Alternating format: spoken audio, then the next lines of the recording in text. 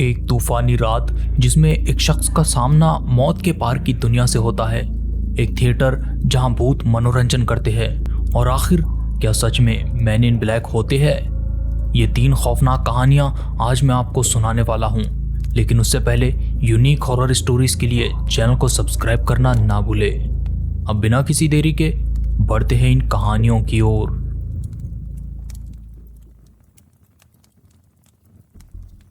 मैं कैलिफोर्निया के एक दुर्गम इलाके में जनरेटर मैकेनिक का काम करता हूँ। लोग जब कैलिफोर्निया का नाम सुनते हैं तो उनके मन में बीचेस और हॉलीवुड की तस्वीर आती है, लेकिन हकीकत ये है कि ये तस्वीर महज 2 बड़े शहरों की ही है। बाकी राज्य का काफ़ी सारा हिस्सा देहातों और जंगलों में बसता है, जहाँ जंगली आग, भयंकर बर्फबारी सामान्य बात है। इस इलाके में जनरेटर एक बड़ा अहम किरदार निभाते हैं और मेरा काम इन मशीनों को चलाए रखना ही है। इसके लिए मुझे अक्सर ही इमरजेंसीज में रिपेयर करने जाना पड़ता है। पिछली सर्दियों में एक भयंकर तूफान ने इस इलाके में दस्तक दी थी। हमें एक के बाद एक लगातार कॉल्स आ रहे थे। ज़्यादातर केसेस में मशीन्स का फेलुअर ही देखने को मिलता था, लेकिन यह कोई आम तूफान नहीं था। ज़्यादातर लोकल लोगों ने इस बर्फबारी और आंधियों को कुछ ऐसे बताया था जैसा कि उन्होंने कभी नहीं देखा था। मेरी कंपनी में महज चंद ही टेक्नीशियंस काम करते थे, लेकिन हमारे ट्रक्स हर मौसम में हमारा साथ देने के लिए तैयार रहते हैं, क्योंकि हमारा ज़्यादातर काम ख़राब मौसम में ही होता है। सही साजो सामान होने के बाद भी हमें इस तूफ़ान में काफ़ी कठिनाइयों का सामना करना पड़ा था। गिरते हुए पेड़ बैकग्राउंड नॉइस की तरह हो गए थे। उस पर मौसम की दाद देने के लिए बिजली रुक रुक कर गिरा करती थी। उस सुबह सारा क्रू शॉप पर इकट्ठा हो गया। इस तरह की इमरजेंसी मीटिंग्स अब हर रोज़ हुआ करती थी। हमें आदेश दिए गए थे कि हम जनरेटर्स को जितनी जल्दी हो सके दुरुस्त करें। कम से कम उन्हें बिजली आने तक चलाए रखना प्राथमिकता थी। आसपास के इलाके के बड़े बड़े मैप्स दीवारों पर लगाए हुए थे। इन्हें देखकर पता लगाया जाता था कि कौन से रोड्स है जहां पर गुजरना बिल्कुल नामुमकिन हो गया है। इन मैप्स पर इमरजेंसी स्टेशंस, मेडिकल एड और रैन बसेरों को भी चिन्हित किया गया था। मैं अपनी चेन सॉ की चेन को बदलते हुए इन नक्शों का मुआयना करने लगा और मैंने नए इमरजेंसी फ्रीक्वेंसी को नोट कर लिया जिस पर हम इस समय स्टेशन से बातचीत करने लगे थे। ज़्यादातर इलाके में सेलफोन के सिग्नल्स गायब हो गए थे। अभी हम यहाँ से काम पर निकलने के लिए तैयार ही हो रहे थे कि हमारे बॉस ने कहा, और याद रखो, सड़क पर हमेशा नज़र बनाए रखो और गाड़ी धीमी चलाओ ताकि तुम सड़कों पर गिरे हुए पेड़ों को देख सको।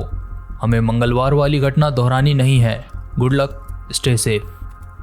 यहाँ वो उस घटना के बारे में कह रहा था जो कुछ दिनों पहले हुई थी, जहाँ एक टेक्नीशियन एक बड़े से पेड़ को रास्ते से हटाने की कोशिश कर रहा था कि तभी उसे बिजली का झटका लग गया, क्योंकि उस पेड़ में बिजली के तार अटके हुए थे और उस इलाके में बिजली पूरी तरह बंद नहीं की गई थी। वो बंदा बच गया था thanks to the fall alarm, जिसने उसके गिरते ही सिग्नल दे दिया था, जिससे लोग उसकी मदद के लिए पहुंच पाए। रेस्क्यू क्रू ने उसे बर्फ पर लेटा हुआ पाया। वो और उसकी गाड़ी दोनों ही काफ़ी ज़्यादा जल गए थे। उसे आईसीयू में रखना पड़ा और वो उस दिन अस्पताल में ही था। किस्मत से मुझे ही अब उस एरिया के कॉल्स लेने थे। मैंने अपनी स्नो कैप उठाई जिसमें एलईडी हेडलैम्प लगा हुआ था। ये कैप मेरी बीवी ने मेरे लिए ख़रीदी थी। मैंने अपनी हेवी कोट पहनी और अपने ट्रक पर चढ़ गया। इससे आगे मेरे लिए एक लंबा दिन बाकी था। यहाँ से वहाँ घूमते हुए 8 घंटों में मैंने कई सारे कॉल्स अटेंड किए।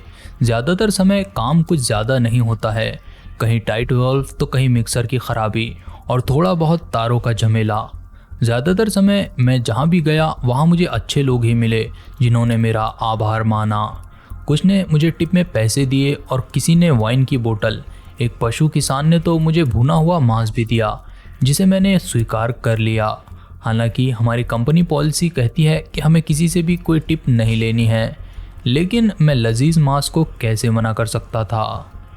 मैंने अपना आखिरी शेड्यूल कॉल लिया था, लेकिन इसके बाद हमें इमरजेंसी कॉल्स भी लेने होते थे।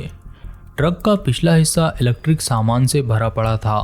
ज़्यादातर चीज़ें बिखरी हुई थी, लेकिन उन्हें समेटने का मेरा कोई इरादा नहीं था। मैंने ट्रक में बैठकर ही अपना डिनर खाया और सिगरेट के कश लेने लगा। फिर मैंने ट्रक में लगा कंप्यूटर ऑन किया और मेरे सामने इमरजेंसी कॉल्स की एक लंबी कतार थी। मैंने घड़ी की तरफ देखा तो अभी 5 बज रहे थे और ये भी दिन 12 घंटे की ड्यूटी वाला होने वाला था, लेकिन कम से कम इससे मुझे अच्छा खासा ओवरटाइम बोनस मिलता था। अगला कॉल जो मुझे लेना था वो एक घरेलू जनरेटर को लेकर था जो स्टार्ट नहीं हो रहा था, और नोट्स देखकर लग रहा था कि ये कोई आसान काम होने वाला था, लेकिन कई बार छोटी छोटी चीज़ें ही बड़ा दुख देती है और मुमकिन था कि मेरा काम बढ़ जाए। खैर, मैं उस जगह के लिए रवाना हो गया। ये जगह इस इलाके के हिसाब से भी काफ़ी दुर्गम थी।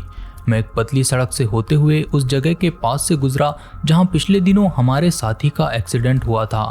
मैं कोई ज़्यादा धार्मिक या आध्यात्मिक आदमी नहीं हूँ, लेकिन फिर भी जब मैं उस जगह से गुजरा तो मैंने अपने हाथ से क्रॉस बनाया और उसके स्वास्थ्य के लिए प्रार्थना की। जल्द ही मैं उस घर के पास पहुंच गया जहां मुझे बुलाया गया था। यह घर ज़्यादातर बर्फ में ढका हुआ था, इसलिए इसे दूर से देख पाना भी मुश्किल हो गया था। इस घर में बूढ़े कपल्स रह रहे थे। वहाँ रहने वाले आदमी ने मुझे बताया कि उसने जनरेटर को चालू करने के लिए लाख जतन किए, लेकिन वो किसी तरह भी स्टार्ट नहीं हो पाया। वो आदमी शॉर्ट लेकिन मुझसे ज़्यादा चौड़ा था और उसे देखकर लगता था कि उसने ज़िंदगी भर सख्त काम ही किए थे। वो किसी बाहरी से मदद लेना नहीं चाहता था, लेकिन आज उसके पास कोई और रास्ता भी नहीं था।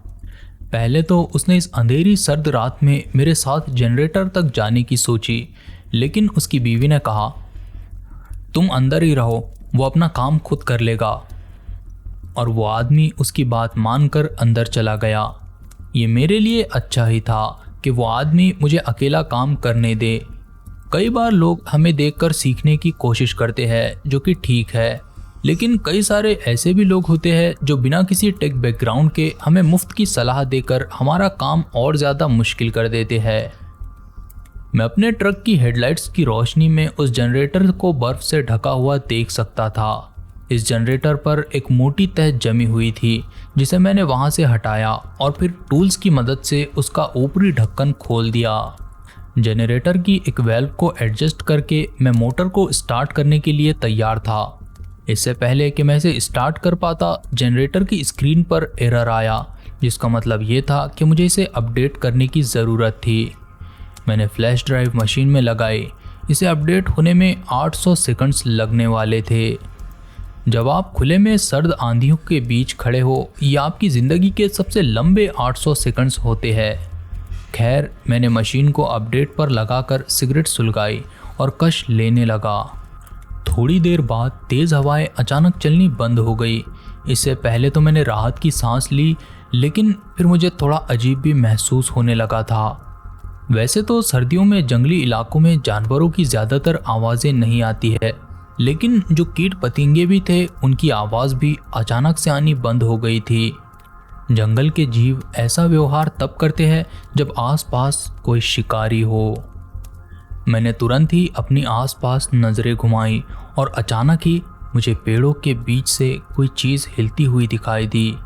वो जो भी जानवर था मुझे सही से दिखाई नहीं दे रहा था। ऐसा पहले भी कई बार हुआ है जब किसी हिरन या ऐसे ही हानि ना पहुंचाने वाले जानवरों ने मुझे डरा दिया हो, इसलिए मैंने सोचा कि ये कोई हिरन वगैरह ही था। लेकिन जैसे जैसे मैं पैनी नज़र करके जंगल के अंधेरे में उस जानवर की शेप देखने की कोशिश करने लगा, मुझे यह एहसास हुआ कि ये कोई अकेला जीव नहीं है। वहाँ दूर ऐसे कई सारे जीव थे जो इधर से उधर घूम रहे थे। हो सकता है हिरनों का झुंड रहा हो। मैंने टाइमर पर नज़र डाली तो अब भी 345 सेकंड्स बाकी थे। अब मुझे समय और भी धीमा महसूस हो रहा था और मैं खतरे को भांपने लगा था। मुझे एक तरह के अनदेखे खतरे का एहसास हो रहा था। जब मैंने जंगल की ओर देखा तो वो आकृतियाँ मुझे अपनी ओर आती हुई दिखाई दी। मैं बता नहीं सकता कि वो एक पेड़ से दूसरे पेड़ तक किस तरह चल रही थी। वो बस एक पल में यहाँ तो दूजे में वहाँ नजर आती।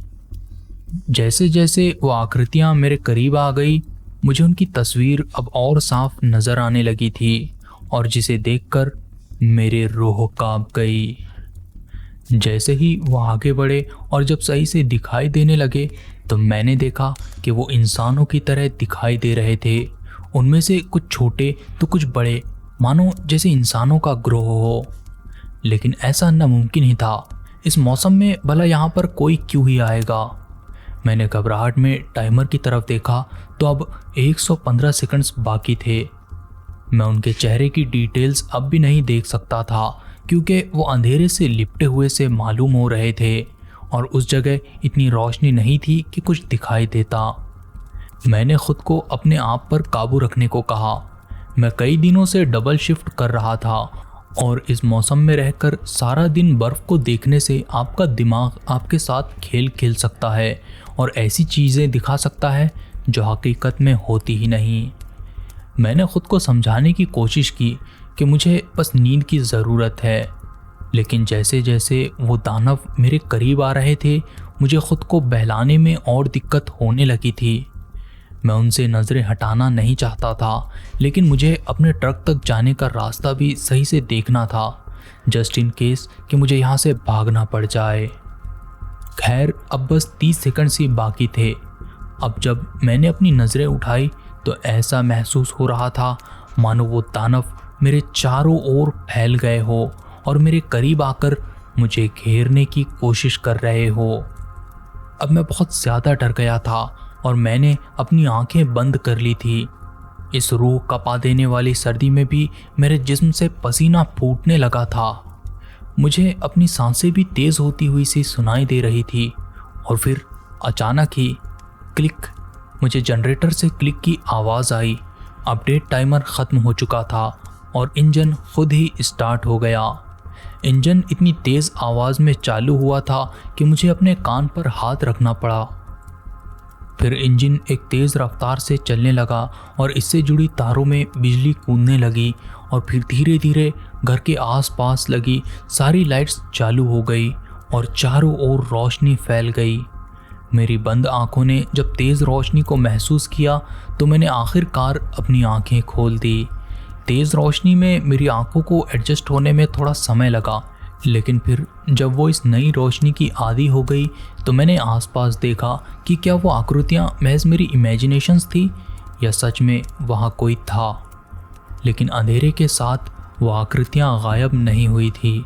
अंधेरे में डूबी हुई वो आकृतियाँ अब भी एक हकीकत बनकर मेरे सामने मौजूद थी। अब जब रोशनी ने उनके चेहरे को नुमायां कर दिया था तो मैंने देखा कि वो कोई जानवर या दानव नहीं थे, वो बस इंसान थे। इंसान, मर्द, औरतें और बच्चे। वो किसी भी तरह आम इंसानों से अलग नहीं थे।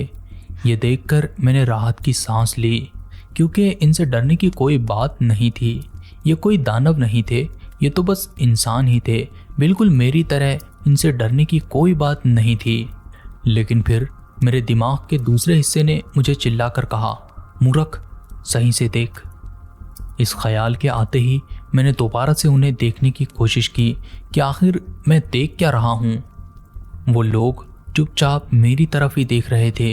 एक चीज़ जो मैंने सबसे पहले नोटिस की वो ये थी कि उनके कपड़े, वो कपड़े सर्दियों के लिए सही नहीं थे, ख़ासकर इस तरह की तूफ़ानी सर्दी के लिए तो वो बिल्कुल भी नहीं थे। वो लोग बस खामोशी से मेरी तरफ ही घूर रहे थे। फिर अचानक ही कुछ और बल्ब जल उठे। ये तेज़ रोशनी वाले बल्ब थे और इनकी वजह से आंखें चुंधिया देने वाली रोशनी चारों ओर फैल गई थी। जैसे ही ये रोशनी उन लोगों से टकराई, वो आदमी, औरतें और बच्चे चीखने लगे, मानो वो रोशनी उनकी चमड़ी को भेद रही हो। ये चीखें किसी भी आम इंसानी चीखों से बिल्कुल अलग थी। ये खौफनाक, तेज़ और कान फाड़ने वाली चीखें थी। इन चीखों ने मेरे वजूद को हिला डाला था। ये चीखें बिल्कुल ऐसी थी मानो दर्द से भरी चीखें पानी के नीचे से आ रही हो। मैंने अपने कान बंद कर लिए, लेकिन मेरी आंखें अब भी उन जीवों पर ही थी। उनके कपड़े उनके जिस्म से जलते हुए छूटने लगे थे और साथ ही उनका मांस भी जल रहा था। उनकी हड्डियां आग में जलती गर्म सलाखों की तरह लाल हो गई थी। फिर वो लोग थोड़ा और करीब आ गए और उनकी खौफनाक आंखें, ऐसी आंखें जिन्हें मैं कभी नहीं भूल पाऊंगा। वो अब मेरी ओर उन आंखों को फाड़ फाड़ कर देखने लगे। फिर वो दानव जो मुझसे सबसे ज़्यादा करीब था अचानक ही अपने घुटनों पर गिर पड़ा, लेकिन फिर वो पूरी तरह गुस्से में भरा हुआ मेरी ओर घसीटते हुए बढ़ने लगा था। मैंने जल्दी से अपने कदम पीछे हटाए और फिर अचानक ही मेरा एक पत्थर से पैर टकराया और मैं नीचे गिर पड़ा। एक ज़बरदस्त दर्द मेरी कमर से होता हुआ मेरी पीठ में गया। बावजूद इसके मैं अपने आप को उठाने की कोशिश करने लगा। तभी एक लाल गर्म हाथ मेरी ओर बढ़ा और उसने मेरी टांग को पकड़ लिया। उसकी गिरफ्त बहुत ज़्यादा मजबूत थी। अब मैं अपने हाथ उठाकर उससे रहम की भीख मांगने लगा था। तभी उसने अपनी खौफनाक और दर्द में डूबी हुई आवाज़ में कहा, टूट पड़ो बच्चों। लेकिन खैरियत ये रही कि इतना कहते ही उसका जिस्म राख में बदल गया और हवा ने उस राख को चारों ओर फैला दिया। मेरा दिल अब जोरों से धड़कने लगा था, बल्कि मुझे ऐसा लग रहा था मानो मेरा दिल सीना चीर कर बाहर आ जाएगा। तभी मैंने नीचे देखा तो मेरे बूट से मुझे धुआं उठता हुआ नजर आया। अचानक ही मुझे बहुत ज़्यादा दर्द का एहसास हुआ। मेरे बूट्स ने आग पकड़ ली थी। मैंने तुरंत ही अपने पैर नीचे पड़ी बर्फ पर घिसे और आग को बुझा दिया। फिर मैं जल्दी से खड़ा हो गया और सीधे घर के दरवाजे पर पहुंच गया। लेकिन जब मैंने जंगल की तरफ देखा तो वो लोग मुझे कहीं भी नज़र नहीं आए। मैंने बेल बजाई और वो आदमी बाहर आ गया। मुझे हैरानी हुई कि आखिर इतनी चीख पुकार के बाद भी उसे कुछ सुनाई क्यों नहीं दिया था और वो बाहर क्यों नहीं आया था। खैर, मैंने भी उसे कुछ ना बताने की ठान ली थी। वो बाहर आया और मुझसे बोला, क्या काम हो गया है? मैंने कहा, यस सर, और फिर पेपर पर उसके साइन ले लिए। वो मुझे देखकर टटोलने की कोशिश कर रहा था, लेकिन मैंने अपने होंठ सिल लिए थे। फिर वो बोला, तुम आज रात यहीं क्यों नहीं रुक जाते? मैंने कहा, नहीं सर, मुझे दूसरी जगह पर भी जाना है। लेकिन वो मेरी बात को नज़रअंदाज करके मेरे हाथ को पकड़कर बोला, चलो आज रात तुम यहीं पर रुक जाओ, बाहर मौसम बहुत ख़राब है। मैंने अपना हाथ छुड़वाया और बोला, सहानुभूति के लिए धन्यवाद, लेकिन मुझे जाना पड़ेगा। और मैं उनके पोर्च से नीचे उतर गया। फिर मैं अपने ट्रक में बैठा और जैसे ही मैंने ट्रक रोड पर लिया, मुझे अपने रियर व्यू मिरर में एक काली आंधी उस घर के पास से जंगल की तरफ जाती हुई दिखाई दी। ये बिल्कुल ऐसा था मानो जैसे किसी तूफान के अंदर एक और तूफान हो। जब मैं उस घर से दूर मेन सड़क पर आ गया तब मैंने दोबारा सोचा कि आखिर ये सब क्या था। खैर, मेरा अगला कॉल यहाँ से काफ़ी दूरी पर था। मैंने अपना सिस्टम ऑन किया तो तभी मुझे कंपनी से कॉल आया और उन्होंने कहा कि मुझे दूसरे कॉल पर जाने की ज़रूरत नहीं है और उन्होंने खुद ही उसे निपटा दिया है। ये मेरे लिए चैन की बात थी। साथ ही उन्होंने कहा कि अगर तुम्हें कल की छुट्टी चाहिए तो तुम ले सकते हो। तो मैंने इस ऑफ़र को ले लिया और अपने घर की तरफ ट्रक को मोड़ दिया। उस रात मुझे कई सारे अजीब अजीब सपने आए, लेकिन अगली सुबह मैं ठीक था। मेरे साथ उस रात वहाँ जो कुछ भी हुआ था उसे मैं अब भी नहीं भुला पाया हूँ और मैं अब भी उसे समझ नहीं पाया हूँ। कुछ दिनों बाद उस इलाके में काम करने वाले मेरे एक सहकर्मी से मैंने सुना कि उस इलाके में पुरानी माइन हुआ करती थी जो अचानक बंद हो गई थी। अब मैं सोचता हूँ तो मुझे समझ आता है कि वो लोग मैले कुचेले कपड़ों में क्यों थे। वो बिल्कुल किसी माइन में काम करने वालों की तरह ही दिखाई दे रहे थे, लेकिन भगवान जाने उनके साथ क्या हुआ था। खैर, यह हादसा मेरी ज़िंदगी का सबसे खौफनाक और अनसुलझा हादसा है और जिसे मैं कभी भी नहीं भूल पाऊंगा।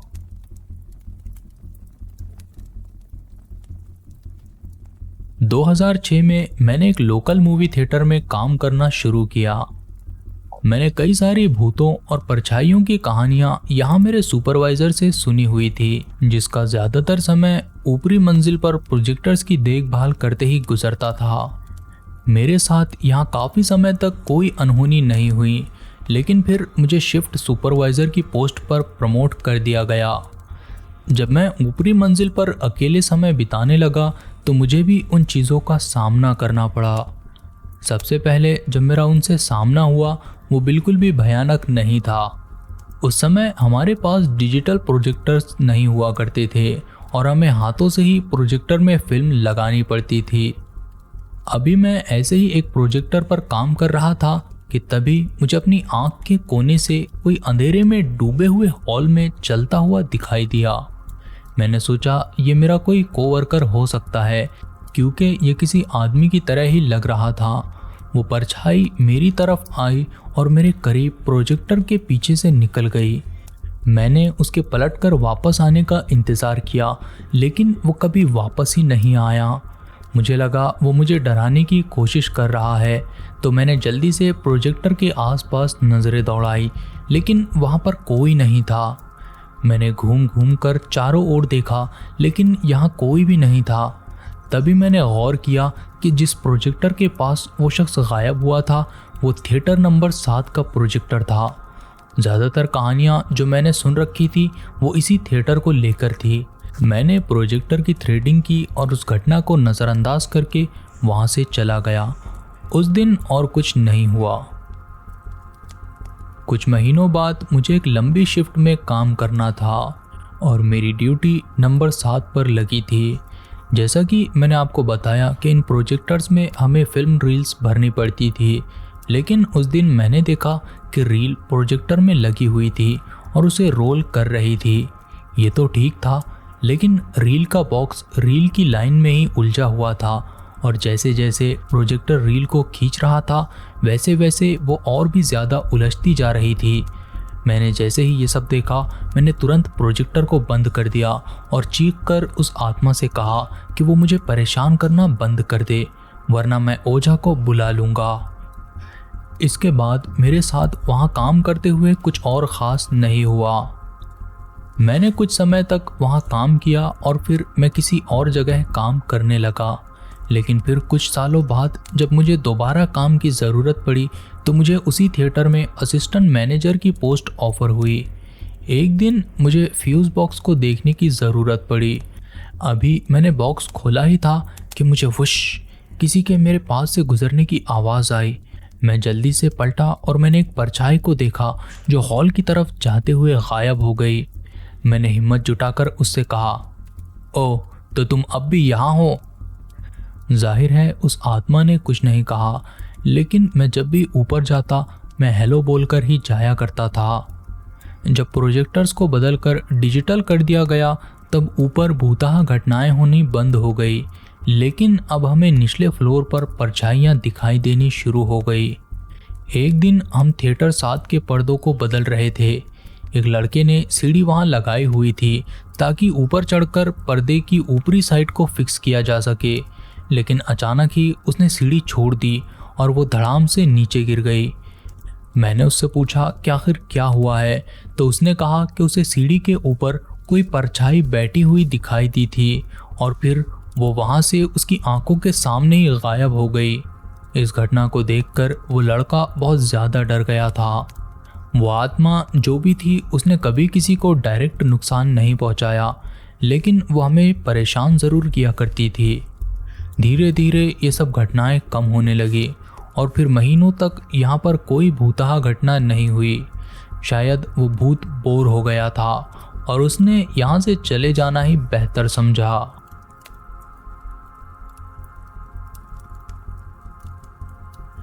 ये उस समय की बात है जब मैं स्टारबक्स में काम कर रहा था। मुझे एग्जैक्ट महीना या साल तो याद नहीं है, लेकिन मेरे ख्याल से वो 2014 से 2015 के बीच की बात है। उस समय मैं कॉलेज में था और स्पिरिचुअलिटी और मेडिटेशन की पढ़ाई कर रहा था। मुझे इल्यूमिनाटी और दुनिया भर की गवर्नमेंट्स में काफ़ी दिलचस्पी थी। मैं उस समय एलियंस, सीक्रेट प्रोजेक्ट्स, पोर्टल्स और पिरामिड्स वगैरह पर भी रिसर्च कर रहा था। ये सारी ऐसी चीज़ें हैं जिन्हें लोग कंस्पिरेसी थ्योरीज कहते हैं। मेरी इन चीज़ों में दिलचस्पी मेरे बचपन के एक हादसे से शुरू हुई, जहां मैंने एक रात एक त्रिकोणी यूएफओ जैसी चीज़ को देखा था। वो यूएफओ हमारे घर से करीब एक एयरफोर्स बेस की तरफ उड़ रहा था।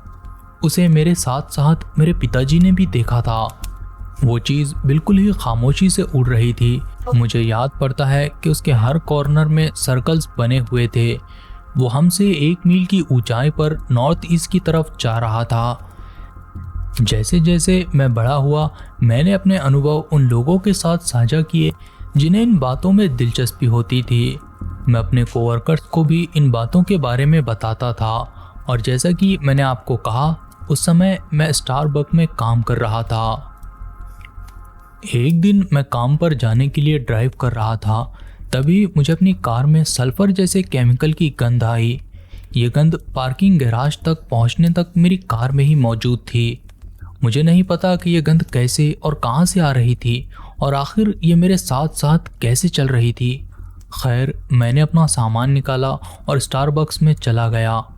शुक्र है कि उस गंध ने स्टोर के अंदर मेरा पीछा नहीं किया। वो गंध वहीं मेरी कार के पास ही रही। स्टोर रजिस्टर में मैंने अपनी एंट्री की और कस्टमर की एक लंबी लाइन मेरा इंतज़ार कर रही थी। मैं एक के बाद एक उन्हें कॉफ़ी देने लगा। फिर एक कस्टमर मेरी तरफ आया। वो एक वाइट आदमी था, करीब 5 फीट 7 इंच का कद, और उसने काला सूट, काली पैंट, सफ़ेद शर्ट और काली टाई पहनी हुई थी। साथ ही वो पूरी तरह गंजा था। सबसे अजीब बात उसमें मुझे जो लगी वो ये थी कि जैसे ही वो मेरे करीब आया, मुझे एग्जैक्ट सेम वही तेज़ सल्फ़र की गंध आई जो मुझे सारे रास्ते आ रही थी। वो शख्स मुझे देखकर अजीब तरह से मुस्कुरा रहा था, जिससे मुझे डर महसूस हुआ। मैंने उससे कहा कि उसे क्या चाहिए, तो उसने एक ब्लैक कॉफ़ी ऑर्डर की।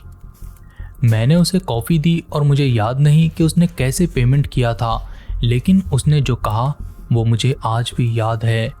उसने कहा, थैंक यू एरन, और फिर वो वहाँ से चला गया। जैसे ही वो वहाँ से चला गया, उसके साथ वो सल्फ़र की गंध भी गायब हो गई थी। बाद में मैंने उसके बारे में बहुत सोचा और फिर मैं एक ही नतीजे पर पहुँचा। मुझे यकीन है कि वो कोई मैन इन ब्लैक था। ये ऐसे लोग हैं जो गवर्नमेंट के साथ एक्स्ट्रा टेरेस्ट्रियल चीज़ों पर काम करते हैं। कुछ लोगों के मुताबिक ये खुद ही एलियंस होते हैं। मेरा जिससे सामना हुआ वो बिल्कुल किसी इंसान की तरह ही था, लेकिन किसी इंसान से सल्फ़र की गंध आना कोई आम बात नहीं है, और उसकी वेशभूषा बिल्कुल उन्हीं मैन इन ब्लैक से मिलती जुलती थी जिन्हें कई लोगों ने देखने का दावा किया है। ये मैन इन ब्लैक खासकर ऐसे लोगों पर नज़र रखते हैं जो एलियंस और गवर्नमेंट के सीक्रेट के बारे में कुछ जानने की कोशिश करते हैं। पिछले साल मैंने दोबारा उसी सल्फ़र की गंध को सूंघा था, जिसके बाद मैं काफ़ी डर गया था। लेकिन उस समय मेरी मुलाकात किसी भी मैन इन ब्लैक से नहीं हुई। मेरे लिए ये ऐसा था मानो वो कोई संदेश भेजना चाहते थे, मानो वो मुझे चेताना चाहते थे कि वो मेरे ऊपर नज़र बनाए हुए है। तो दोस्तों, अगर आपको ये कहानियाँ या मेरा नरेशन पसंद आया हो तो प्लीज़ इस वीडियो को लाइक करना ना भूले, और कमेंट में मुझे अपने सुझाव और फरमाइशें बताते रहे। मैं आपको मिलता हूँ किसी और वीडियो के साथ। तब तक के लिए गुड बाय।